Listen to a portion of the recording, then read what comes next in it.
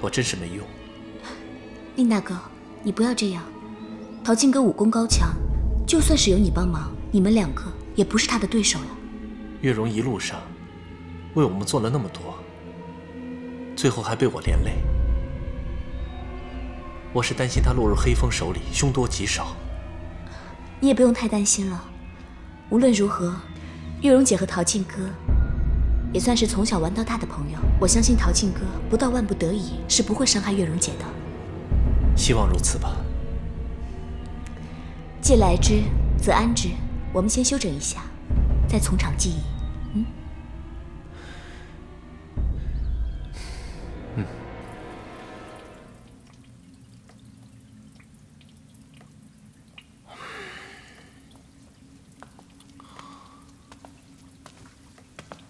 好啊，好画啊！青山磅礴，绿水灵动，用笔凝重苍浑，墨色淋漓酣畅。能看出作画之人一定是一个胸襟坦荡、志存高远之人呐。过去也许是，可现在，这幅画出自黑风的手笔。那时候我们胡族还在他的庇护之下，真没想到，我们一直在与仇人为伍。苏语云：“文如其人。”此话又何尝不是呢？可想而知，黑风以前也曾是谦谦君子，如今却成为杀人无数的魔头，实乃是利欲熏心所致。权力和欲望的诱惑，不仅人类无法抗拒，就连妖也接受不了啊！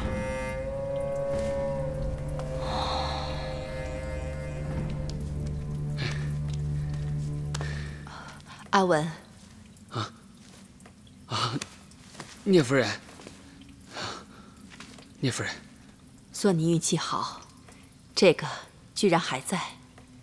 这是我们胡族秘制的丹药，可以活血化瘀，对治疗内伤效果尤佳。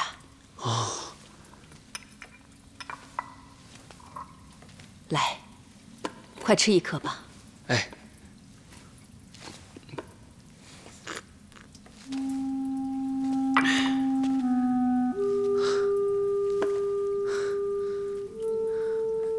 谢谢聂夫人。谢什么呀？如果不是我，罗刹阵也不会变成这样，你也就不会受伤了。说到底，是我连累了你们。哎，聂夫人又说客气话。大哥不是说了吗？入得罗刹阵，都是一家人。这一家人，说什么连累不连累的？阿文说的对啊。更何况，黑风如此大规模的攻打罗刹阵，绝不仅仅是为了和胡族的恩怨。你的意思，他还有别的企图？没错。其实几百年来，黑风一直把罗刹阵当成眼中钉，视罗刹阵为他统一妖界的绊脚石。这次他只不过是找了一个借口，为他扩张势力迈出的第一步而已。只要消灭了罗刹阵，妖界就再也找不到能和他对抗的力量，他就可以呼风唤雨，唯他独尊了。这个黑风，为了他自己的野心，不惜牺牲那么多的性命。这就是一将功成万骨枯啊！绝不能让他得逞，要为死去的兄弟们报仇。大哥，一定有很多人跟我想的一样，只要你一句话，我这就去召集弟兄们，跟黑风决一死战。还有我，虽然说我们聂家已经破败，但是我们可以去召集附近的同族，一起讨伐黑风。对，我们就组建一支正义之师，给黑风一点颜色瞧瞧。好，大家既然有如此决心，我血魔自然义不容辞。只是黑风经营多年，其势力盘根错节，要想一朝一夕就打败他，非常困难。以我之见，还是先找到小环。小环？没错，黑风还不知道我们拆穿了他用摄心术控制小环的事情。只要他还继续向小环下达命令，我们就可以通过小环知道他的下一步计划，知己知彼。我们可能还有一些胜算。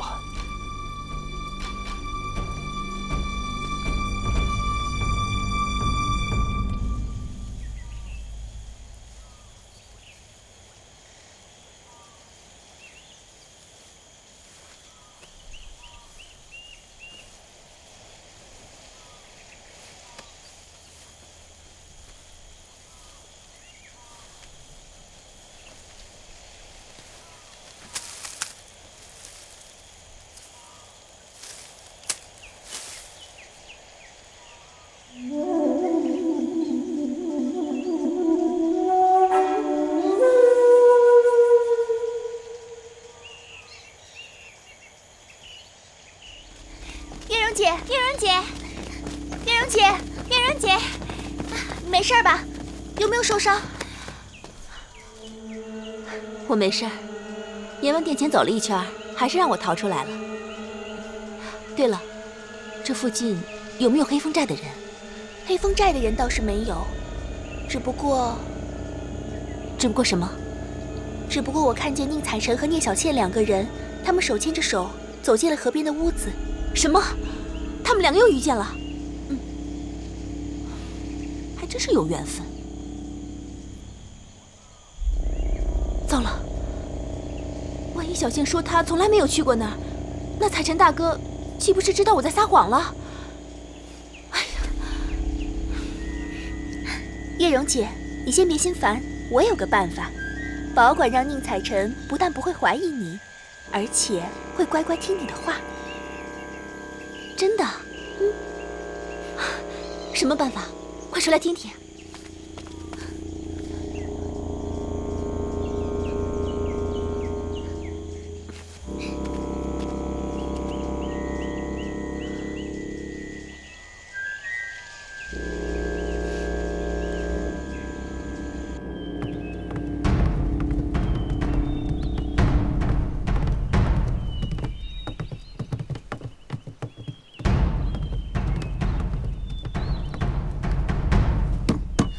有没有人啊？有人在吗？有没有人在啊？哎，月人姑娘，哎，小倩，来来来，月容姐，快来快来，看，月容姐，月容姐，哎，姐姐，月容姑娘，月容姐，你怎么样啊？慢一点，快过来，慢一点，来。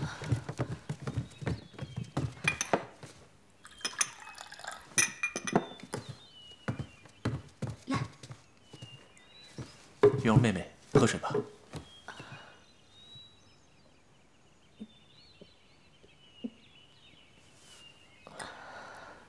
给我。月容妹妹，我是眼睁睁看着你被陶静抓走的，还以为你凶多吉少呢。我也以为自己活不成了，但或许真的是菩萨保佑，我用最后的力气发出了求救讯号。多亏了梦儿他们及时赶到，才把我救了出来。要我说，这也是月容姐平日里善事做得多了，善有善报。若不是我们听说罗刹镇出了事，担心姐姐的安危，及时赶了过来，恐怕这次真是凶多吉少了。都怪我，你要不是因为救我的话，何至于受这样的苦？采臣大哥，你说的这是什么话？你是我的大哥，我怎么能见死不救呢？再说了，陶静的目标本来就不是我，就算我真的被他抓住了，那也不一定就是个死。可如果是你落入他的手中，那才是难逃一死呢。到时候，你让我上哪儿去找一个大活人还给小倩呢？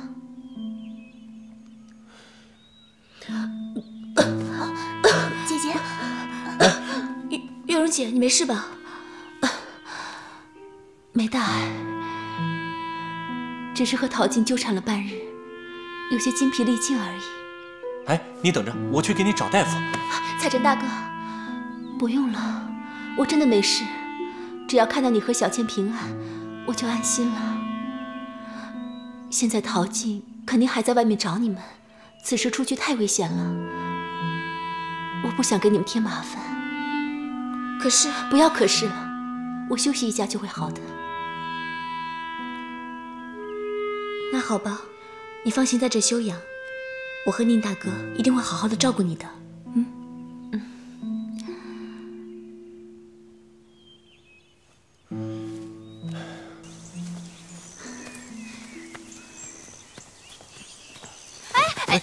慢点！哎，你们两个打情骂俏到后面去，别挡路，看得眼晕。师傅，你又胡说八道什么呀？哪儿胡说了？你们这一路，好家伙，这相互照顾的，简直都无微不至了，根本不管我老人家了，啊！牛鼻子，虽说你没有3媒6聘，但是我这个当师傅的是很开明的，只要我一句恩准，你立马就可以把我们家小雨给娶回去了。不过咱可把话说到头里啊，成亲以后，你要是敢欺负我们家小雨，我就一叉子插死你！好了好了，都什么时候了，还有心思开玩笑？我刚才看过了，黑风寨的人并没有追上来，我们暂时是安全的。只是黑风此次进攻罗刹镇，他背后的目的是什么，还猜不透。当务之急，还是要把大家集合在一起，再做打算吧。你的意思是说，要把散了的人再找齐？嗯。哼哼，哪那么容易啊？咦，哼，真是。你刚才没看见吗？罗刹镇现在是尸横遍野，血流成河，那就是一座死城啊！你找，你到哪儿找去？啊，到阴曹地府去找啊！我是捉妖之人，上天入地的本事我可没有。阎王殿要去你们去，我不去。哎，你前辈，话不能这么说。你想想，血魔的武功在你我之上，陶静要是想伤害他，没那么容易。只要有血魔在的话，我相信他能力保大家的安全。我在想，也许大家跟我们一样，也是趁乱的时候逃跑失散了而已。就算你说的对啊，是你说的这么回事儿。可这天大地大的，咱上哪儿找去啊？前辈，你说的也没错，固然是不容易，但只要我们愿意去找的话，终究还是能找到的。其实也未必是件难事。你忘了，你还有件宝贝呢。宝贝？对呀，就是你这把宝剑呀。你这把宝剑以前不是找过小倩吗？我们这次不妨再试一试，说不定啊，聂夫人和他们在一起，只要找到小倩，就能找到他们了。对呀，我怎么没想到这一点呢？因为你是个大木头嘛。好吧，我们走吧。走了。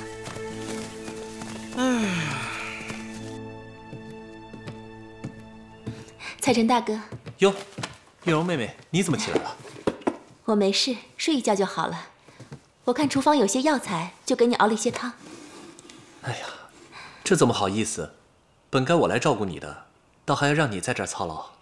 你又说见外的话了。我自小无依无靠，承蒙干娘错爱，让我第一次感受到了家的温暖。对我来说，干娘和你都是我的亲人。这次我们瞒着干娘跑出来，我心里已经很过意不去了。如果再不能照顾好你，我就更无缘回去见他老人家了。你看你这才几天呢，就瘦了一大圈儿。一说到娘亲，也不知道他老人家怎么样了。我们这一出来，他是不是生气了？生气只是暂时的，毕竟你是他的亲生儿子嘛。只要你以后回去好好的认个错，干娘一定会原谅你的。我只是担心干娘的身体，出来的时候，他老人家就不太舒服，也不知道有没有看大夫。下人丫鬟们照顾得周全不周全？常言道，父母在，不远游。可如今你和我都不在他身边，我真是不孝啊！不孝的是我才对。我自幼和娘亲相依为命的，寡母养大孤儿，这其中的艰辛就不用多说了。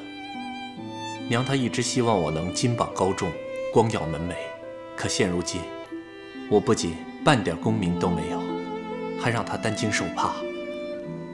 我可真的是个不孝子啊！彩晨大哥，你不用太自责了。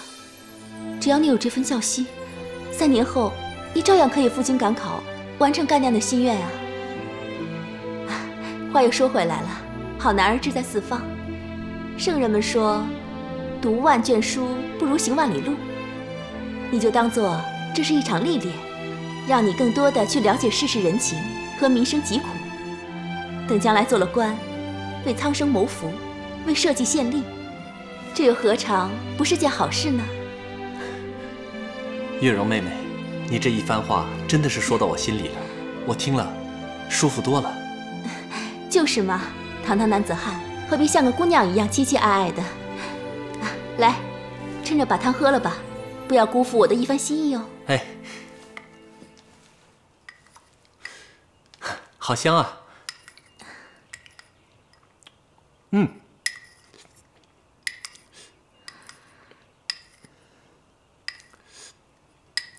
这汤好喝。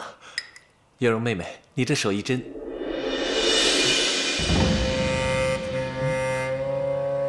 怎么回事啊？彩晨大哥，你怎么了？哦，可能是热汤喝了急了点儿，有点燥热。我想可能是这几天你担惊受怕，劳累过度了吧？啊，来，我扶你上床休息一下。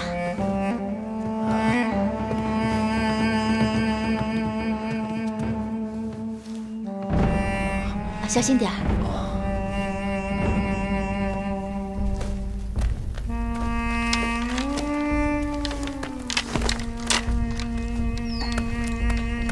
小倩姐，原来你在这儿啊！哦，怎么了？你找我有事吗？哦，我房间的窗户坏了，怎么也关不上，眼看就要起风了，姐姐又一直病着。小倩姐，你能帮我去看看吗？好啊，走吧。谢谢小倩姐。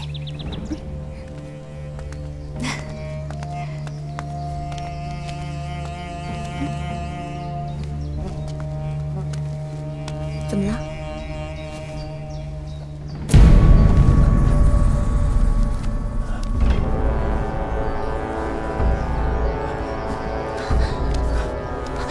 彩晨大哥，你不要这样，我不能对不起小倩。彩晨大哥，不要啊！别这样！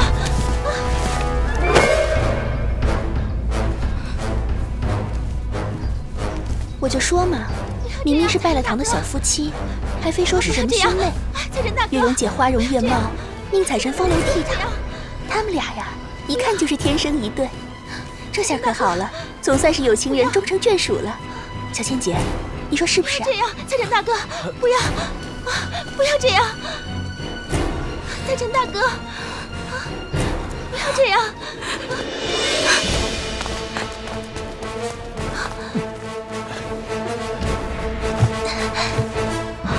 彩晨。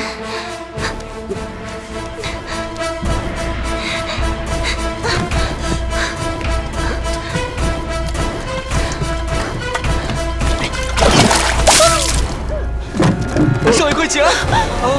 少爷，郭小三！少爷，您这是怎么了？火跟煮螃蟹似的！哎呀，这么烫！你说你要是有了什么3长2短，我可怎么办呢？不行，我得立即去看大夫。走吧！郭小四儿，你慢点。慢点。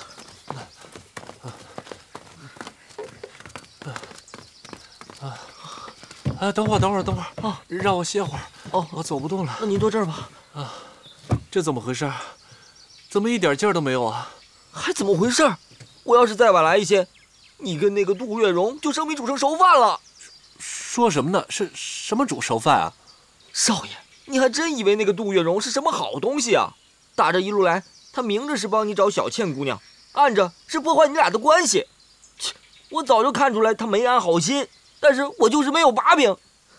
小三儿，这话可不能乱讲。少爷，我真不是乱讲，你仔细好好想想，我要再晚来一点，你们不就……哎呀，这么说，杜月笙他不会吧？怎么就不会呢？少爷，幸亏我路过厨房，我就看见那个杜月笙鬼鬼祟祟的往汤里放了什么东西。这个女人太不要脸了，居然在汤里放的是春药！不，这是真的吗？当然是真的。少爷，小四儿从小跟你长大，我什么时候骗过你啊？原来这杜月笙一直在骗我。谢谢你，小三儿，幸亏你及时赶到，要不然的话，我真是一失足成千古恨了。我得找他理论理论。哎，少爷，现在不是理论的时候。我刚才看见小倩姑娘出去了啊，估计是看见你和月容姑娘误会了。你现在赶紧去找小倩姑娘解释解释吧。你怎么不早说？你真是耽误事儿你！哎呀，少爷，早知道我耽误事儿，我就晚来一些，成全你们的好事得了。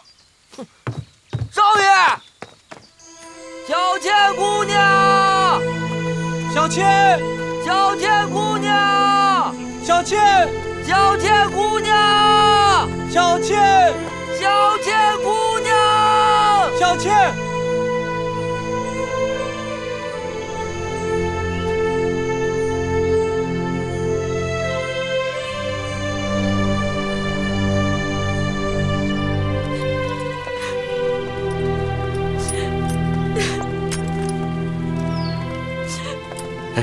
怎么？好像有人在哭。哦，怎么了？在那边。啊！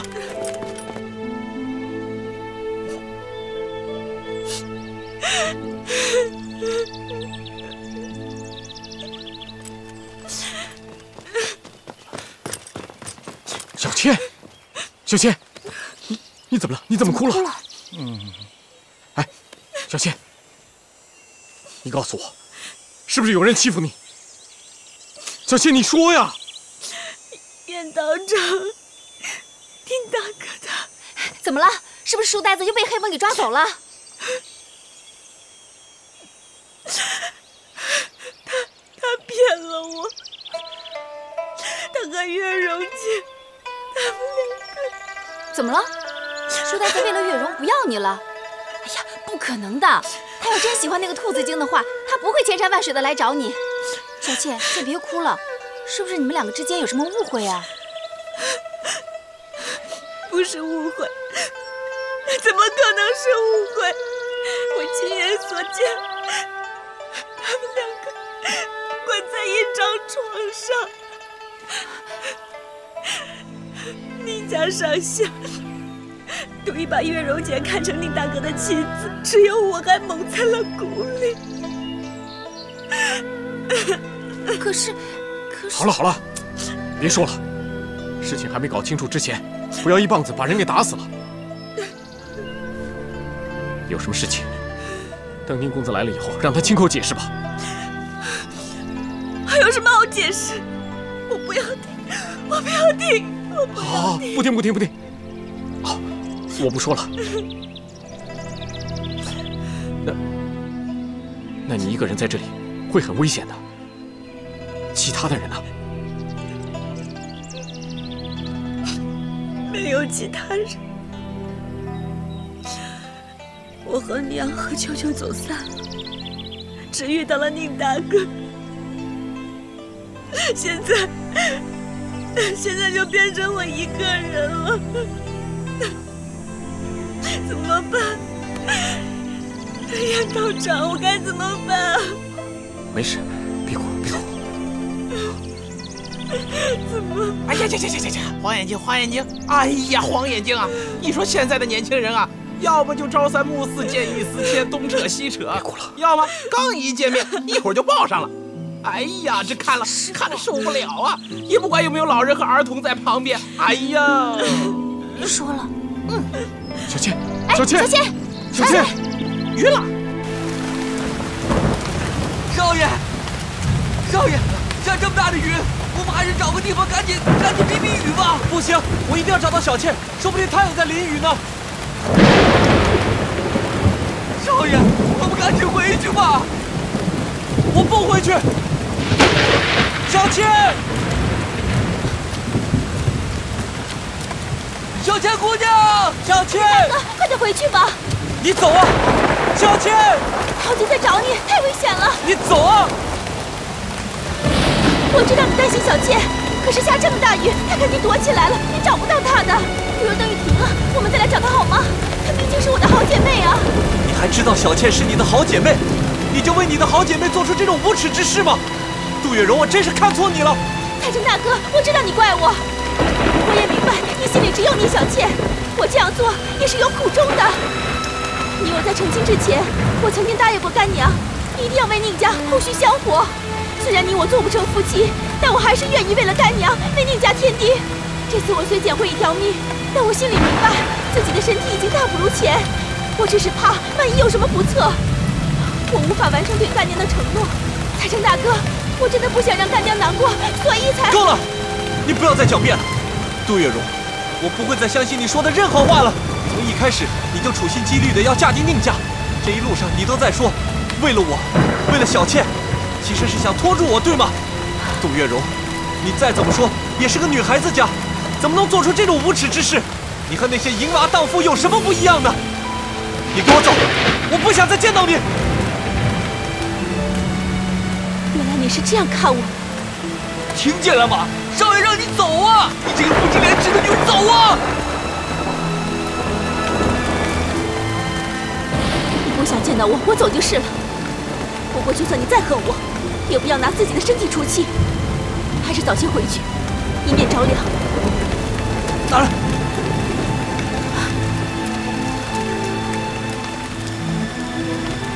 我不要，小倩，少爷，少爷。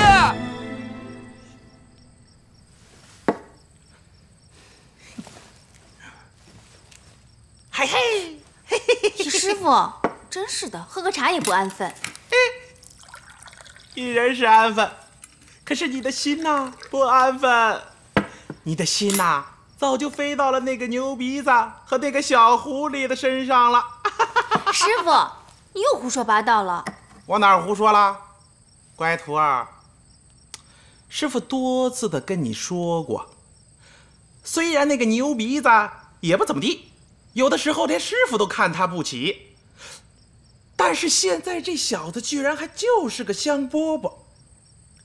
你要是不抓紧点儿，看紧点儿，要让那小狐狸精给拐走了，你后悔可就晚了。师傅，我的事情啊，不用你瞎操心了。你说我能不操心吗？啊，你是我的徒弟，牛鼻子是我的徒弟女婿，小狐狸要拐走我徒弟女婿，你说我当师傅的能不操心吗？师傅，我跟你说多少遍了，我跟那个大木头什么都没有，你有完没完呢？你嘴上说什么都没有，其实心里啊什么都有。这一路上你们打情骂俏，眉来眼去的，师傅可都是生生的看在了眼里。而且呀，师傅还真看出来了，这个牛鼻子还真对你动了心思了，他是真的喜欢你。不对，他如果真的对你动了心思，为什么现在要去陪那个狐狸精呢？这不是想脚踏两条船吗？这是绝对不允许的。徒弟，赶紧的跟师傅走，现在就去找他，把他给抢回来。走！哎呀，抢什么抢呀！师傅，你越说越离谱了，人家又没说喜欢我，这是你自己在自说自话罢了。再说了，感情的事情我也想开了，他喜欢你小倩，这已经是改变不了的事实了。如果再纠缠下去，那最难受的是你徒儿我。与其这样的话，那不如尽早抽身啊。哎呀，说的那么容易，感情的事儿，你说抽身就抽身得了啊？你自欺欺人。自欺也好，欺人也罢，总之我的事情啊，以后拜托聂老头，你就不要再费心了。你呀，总是越帮越忙。哼，还有啊，我已经答应过大木头，要和他一起去保护聂小倩。目前这是我最重要的事情，其他的一切随缘吧。师傅，你不也说过吗？君子一言，驷马难追。你又不是君子，你是傻丫头。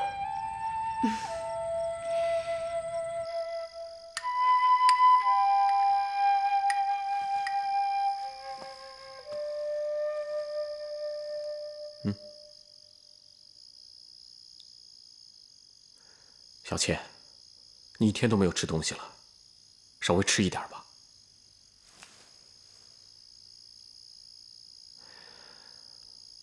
你受了风寒，如果一点都不吃的话，恐怕你会撑不住。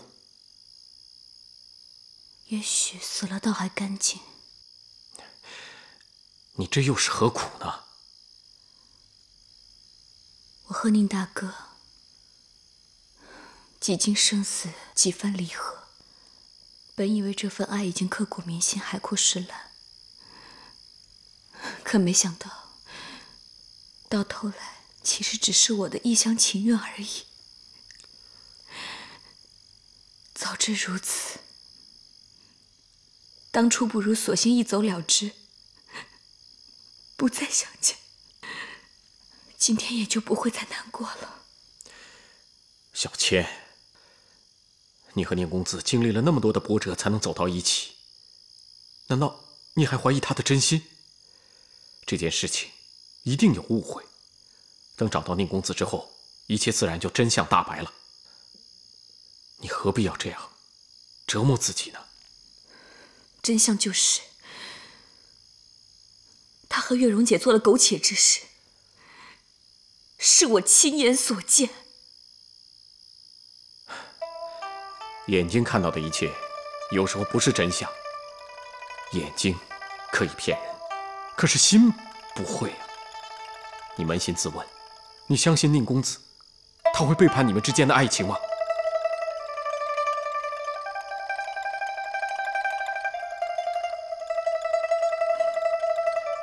好啦，你现在先把身体给调养好，然后再想这件事情。现在呢，你乖乖的把这碗粥喝了。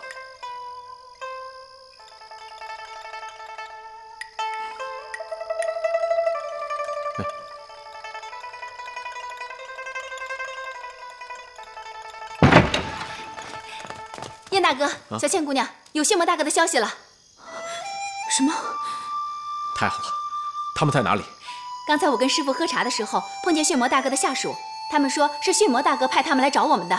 还有啊，血魔大哥和聂伯母都在一起呢，他们都躲在狐狸洞里。哦，太好了，看来娘和舅舅他们都平安无事。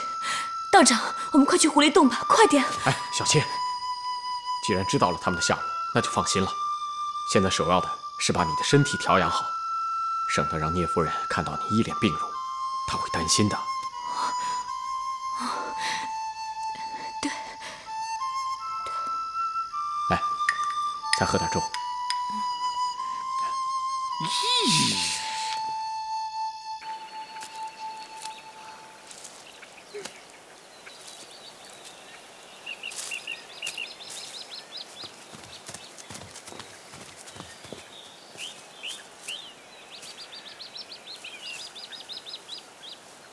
小倩，小倩姑娘，小倩，小倩姑娘，小倩，小倩姑娘，财神大哥，财神大哥，小环，小环姑娘，你怎么会在这儿啊？哎呀，见到你太好了！你有没有见到小倩啊？姐姐？啊，有啊，我还看见她很生气呢。说，是不是你惹她不开心了？我，哎呀，说来话长，你先带我去见她好吗？这个，好吧，好吧，看你们这么着急，跟我来吧。哎，多谢。走。怎么，你不想见我姐姐了？不是，我是想说，你真的知道小倩在哪儿吗？当然是真的了，你还不相信我吗？不是，那个，你不是受了黑风的摄心术吗？他黑风的摄心术再厉害，也敌不过我的骨肉亲情啊！我是很重视亲情的，你是我姐夫，我不会害你的。哎呀，磨磨唧唧的，走啦！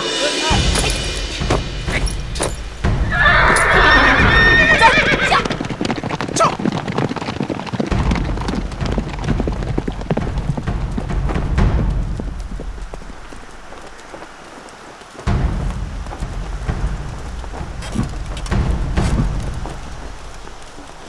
走了这半天，肚子也饿了，我们进去吃点东西再走吧。好吧。好。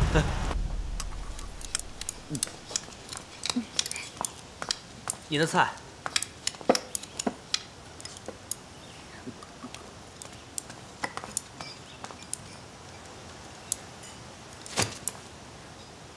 看来，黑风还是不信任我，居然派人暗中监视。哎，快点吃，吃完了赶路。这屁股还没坐热呢，一碗饭都没吃完，催什么催呀？早点赶路，可以早点见到小倩。哎，宁采臣，我可不能保证我姐会一直待在那个地方啊，去晚了见不着，我可不负责任。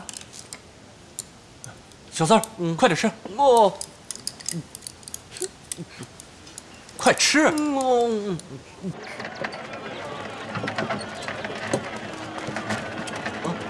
哎，血魔大哥，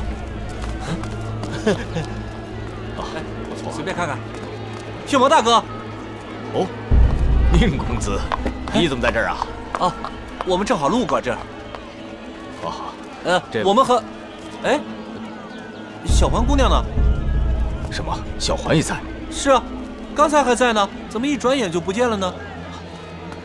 哎，这血魔大哥去哪儿啊？这是？奇怪，过去看看。哦。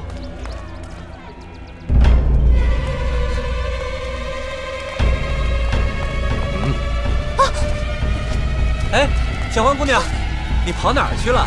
那这不，血魔大哥。小环，你这是干什么？放我走。我保证不会伤害宁采臣的。我们并没有伤害你的意思。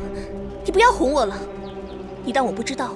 你早就知道我是黑风的内应，又怎么会放过我呢？小环，你错了。我们都知道你是被黑风的摄心术所控制，你的所作所为都是身不由己的。我们只是想带你去见你的母亲和舅舅，然后我们一起想办法如何解除你的摄心术。你会这么好心？黑风杀了罗刹镇那么多人，你对他简直就是恨之入骨，又怎么会放过我这个帮凶呢？废话少说，你要不就放我走，要不就看着宁采臣死在你的眼前。血魔大哥，你快想想办法呀！你这不是……小环，你要想清楚。小环，你不要再执迷不悟，一错再错了。舅舅，小环，我和你娘都很担心你，尤其是你娘。听说你中了摄心术，他就懊恼得不得了，一直都在责怪自己，说是当初若是不同意你去刺杀黑风，你就不会受这样的苦了。小环，别让你娘再担心了，听话，跟舅舅回家啊！不，我不回去，我已经做了太多的错事，我已经回不去了。胡说！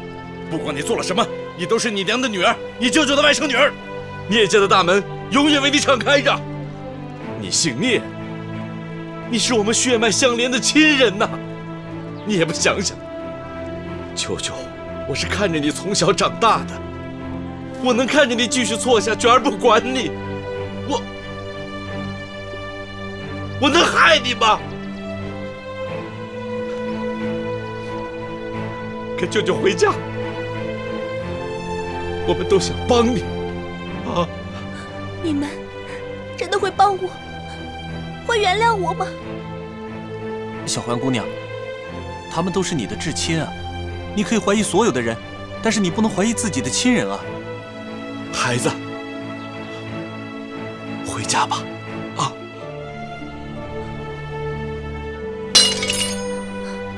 舅舅，孩子，舅舅，回家，走。